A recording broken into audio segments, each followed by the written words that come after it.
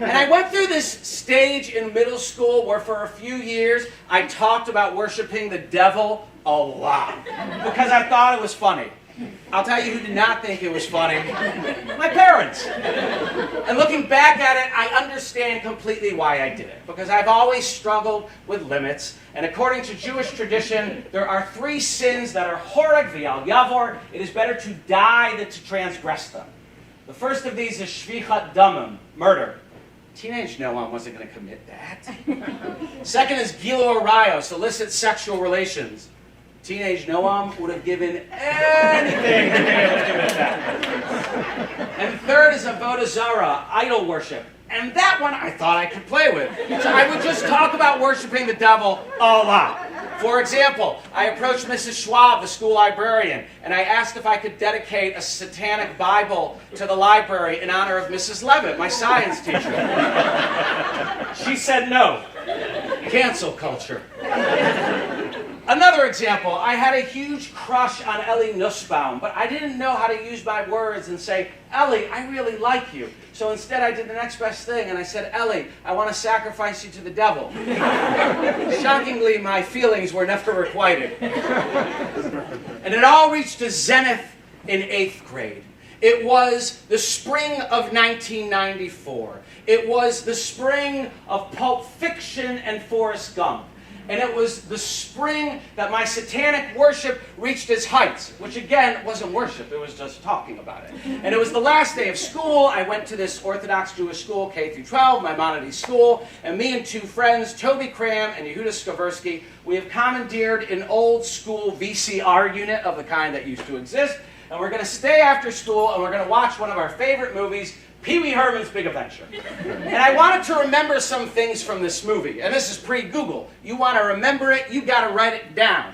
First thing I wanted to remember is the name of the bar where Pee-wee does his iconic tequila dance. Well, in the scene, Pee-wee knocks on the door of this biker bar, and a gruff, angry biker answers and says, "Don't you know this is the private club of the Satan's helpers?" And I write that down on a piece of paper. The next thing I wanted to remember was the movie at the end has this climactic chase scene through the Warner Brothers parking lot, and Pee-wee interrupts the band Twisted Sister as they're recording a music video for their song Burn in Hell. The lyrics of which they are singing go, "Don't you see no evil, don't you hear no evil, don't you lay no evil down on me, you're gonna burn in hell." And I write this down on a piece of paper. Fast forward a few weeks later, I'm getting ready to go to summer camp. I went to this camp, Camp Morris Shaw in the Poconos. It was an Orthodox Jewish camp. We had 90 minutes of Bible study every day after breakfast. We rolled hard. And I'm packing up for camp, which is to say more accurately, my mother is packing up her lazy teenage son for camp. And she's in my room and she sees a piece of paper on my desk. And all she sees on the piece of paper is the private club of the Satan's helpers. And don't you see no evil, don't you hear no evil, don't you lay no evil down on me, you're going to burn in hell. And she starts screaming, "Noe, this isn't funny anymore!" And I, of course, am laughing hysterically because this is very funny. I understand the miscommunication that has happened. And this is all a backdrop to a letter which I received a few weeks later from my father in camp. A letter which I will now read to you.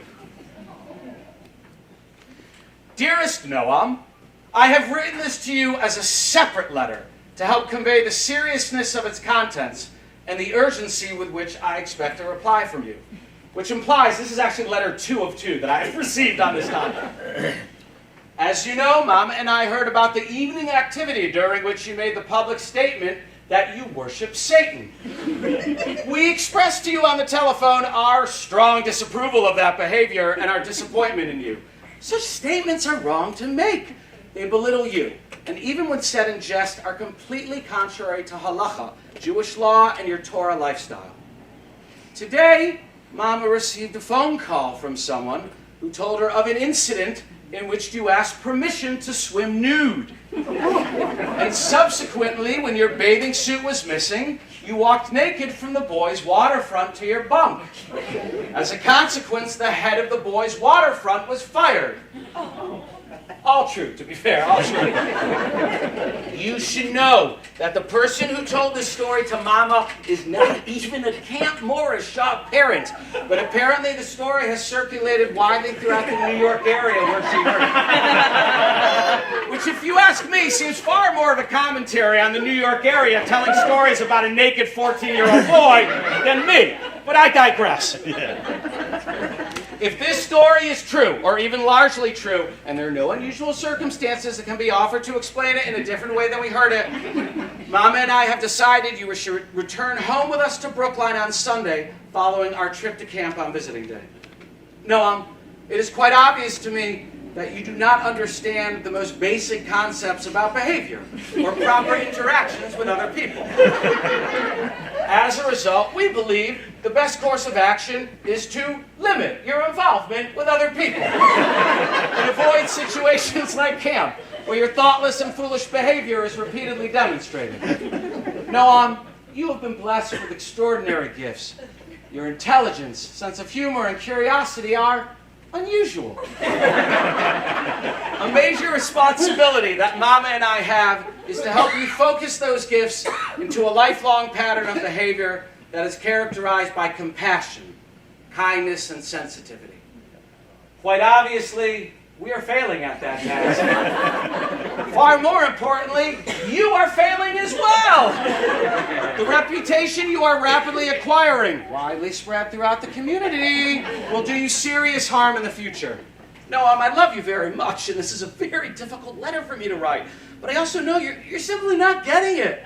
Not in school, and apparently not in camp as well. I look forward to talking with you tonight so we can hear the truth about this story from you, and then decide with you what we should do. Love, Daddy.